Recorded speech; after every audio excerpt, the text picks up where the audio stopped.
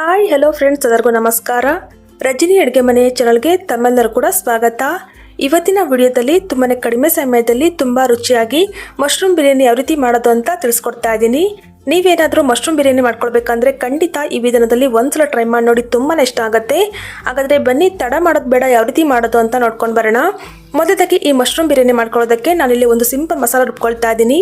ಒಂದು ಮಿಕ್ಸರ್ ಜಾರ್ಗೆ 1 ಹಿಡಿಯಷ್ಟು ಪುದೀನ, ಅರ್ಧ ಹಿಡಿಯಷ್ಟು ಕೊತ್ತಂಬರಿ ಸೊಪ್ಪನ್ನು ಸೇರಿಸ್ಕೊಳ್ತಾ ಇದ್ದೀನಿ. ನಂತರ ಇದಕ್ಕೆ 1-2 ಗೆಡ್ಡೆ ಆಗೋಷ್ಟು ಬೆಳ್ಳುಳ್ಳಿ ಸಿಪ್ಪೆ ತೆಗೆದು ಸೇರಿಸ್ಕೊಳ್ತಾ ಇದ್ದೀನಿ.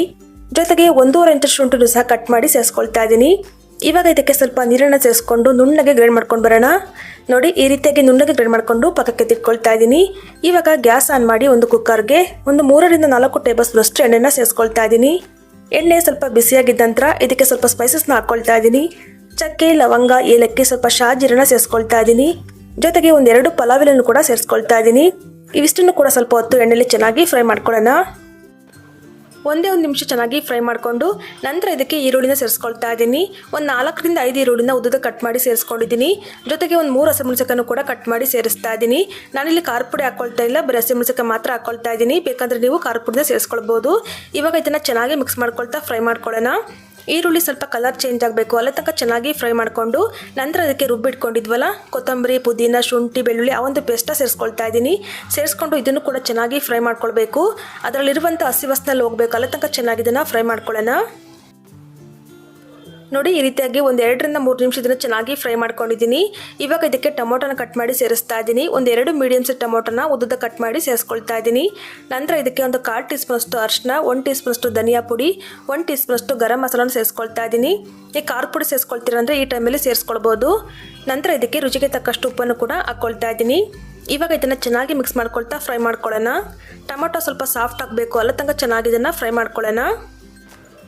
ತುಂಬಾ ಸಿಂಪಲಾಗಿ ಮಾಡ್ಕೊಳ್ಬೋದು, ಟೇಸ್ಟ್ ಕೂಡ ಅಷ್ಟೇ ತುಂಬ ಚೆನ್ನಾಗಿರುತ್ತೆ. ಇವಾಗ ನೋಡಿ, ಟೊಮೊಟೊ ಸ್ವಲ್ಪ ಸಾಫ್ಟ್ ಆಗಿದ್ದ ನಂತರ ಇದಕ್ಕೆ ಮಶ್ರೂಮ್ನ ಕಟ್ ಮಾಡಿ ಸೇರಿಸ್ಕೊಳ್ತಾ ಇದ್ದೀನಿ. ನಾನಿಲ್ಲಿ 1 ಪ್ಯಾಕೆಟ್ ಅಷ್ಟು ಮಶ್ರೂಮ್ನ ನೀಟಾಗಿ ಕ್ಲೀನ್ ಮಾಡಿ ಕಟ್ ಮಾಡಿ ಸೇರಿಸ್ಕೊಂಡಿದ್ದೀನಿ. ಬೇಕಾದರೆ ನೀವು ಜಾಸ್ತಿ ಕೂಡ ಹಾಕ್ಕೊಳ್ಬೋದು. ಮಶ್ರೂಮ್ನ ಹಾಕಿದ ನಂತರ ಈ ರೀತಿಯಾಗಿ ಚೆನ್ನಾಗಿ ಮಿಕ್ಸ್ ಮಾಡ್ಕೊಳ್ಳೋಣ.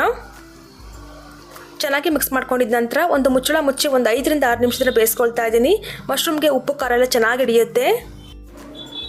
ಇವಾಗ ನೋಡಿ, 5 ನಿಮಿಷ ಆಗಿದ್ದ ನಂತರ ನೀರೆಲ್ಲ ಚೆನ್ನಾಗಿ ಬಿಟ್ಕೊಂಡಿದ್ದೆ. ಒಂದ್ಸಲ ಇದನ್ನು ಚೆನ್ನಾಗಿ ಮಿಕ್ಸ್ ಮಾಡಿಕೊಂಡು ನಂತರ ಇದಕ್ಕೆ ನೀರನ್ನು ಸೇರಿಸ್ಕೊಳ್ತಾ ಇದ್ದೀನಿ. ನಾನಿಲ್ಲಿ 1.5 ಲೋಟದಷ್ಟು ಸೋನಾ ಮಸೂರಿ ರೈಸ್ ತೊಗೊಂಡಿದ್ದೀನಿ. ಅದಕ್ಕೆ 3 ಲೋಟದಷ್ಟು ನೀರು ಹಾಕ್ಕೊಳ್ತಾ ಇದ್ದೀನಿ. ನೀವೇನಾದರೂ ಬಾಸುಮತಿ ರೈಸ್ ತೊಗೊಂಡಿದ್ರೆ ಅರ್ಧ ಲೋಟದಷ್ಟು ನೀರನ್ನು ಕಡಿಮೆ ಹಾಕ್ಕೊಳ್ಳಿ. ಈ ಟೈಮಲ್ಲಿ ಉಪ್ಪೇನಾದರೂ ಕಡಿಮೆ ಅನಿಸಿದ್ರೆ ಸೇರಿಸ್ಕೊಳ್ಬೋದು. ಇವಾಗ ಈ ಥರ ಒಂದ್ಸಲ ಚೆನ್ನಾಗಿ ಮಿಕ್ಸ್ ಮಾಡಿಕೊಂಡು ಒಂದು ಕುದಿ ಬರೋವರೆಗೂ ಕುದಿಸ್ಕೊಳ್ತಾ ಇದ್ದೀನಿ. ನೀರು ಈ ರೀತಿಯಾಗಿ ಚೆನ್ನಾಗಿ ಕುದಿ ಬಂದ ನಂತರ 1.5 ಲೋಟದಷ್ಟು ಅಕ್ಕಿನ ತೊಳೆದು ಸೇರಿಸ್ಕೊಳ್ತಾ ಇದ್ದೀನಿ. ನಾನಿಲ್ಲಿ ನೆನೆಸಿ ಹಾಕ್ಕೊಂಡಿಲ್ಲ, ಹಾಗೇನೇ ಹಾಕ್ಕೊಳ್ತಾ ಇದ್ದೀನಿ. ನೀವೇನಾದರೂ ಬಾಸುಮತಿ ರೈಸ್ನ ತೊಗೊಂಡಿದ್ರೆ ಒಂದು 10 ನಿಮಿಷ ಮುಂಚೆ ನೆನೆಸಿ ಸೇರಿಸ್ಕೊಳ್ಳಿ, ಚೆನ್ನಾಗಿರುತ್ತೆ. ಇವಾಗ ಅಕ್ಕಿನ ಹಾಕಿದ ನಂತರ ಈ ಥರ ಒಂದ್ಸಲ ಚೆನ್ನಾಗಿ ಮಿಕ್ಸ್ ಮಾಡಿಕೊಂಡು ಕುಕ್ಕರ್ ಲಿಡ್ನ ಕ್ಲೋಸ್ ಮಾಡಿ 2 ವಿಸಲ್ ಕೂಗಿಸ್ಕೊಳ್ತಾ ಇದ್ದೀನಿ.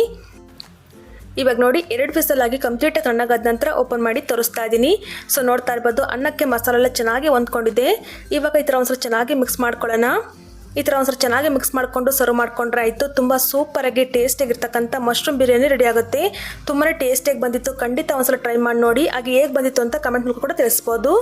ಸೊ ನೋಡಿದ್ರಲ್ಲ ಫ್ರೆಂಡ್ಸ್, ಇವತ್ತಿನ ಸಿಂಪಲಾಗಿ ಟೇಸ್ಟಿಯಾಗಿರ್ತಕ್ಕಂಥ ಮಶ್ರೂಮ್ ಬಿರಿಯಾನಿ ಯಾವ ರೀತಿ ಮಾಡೋದು ಅಂತ.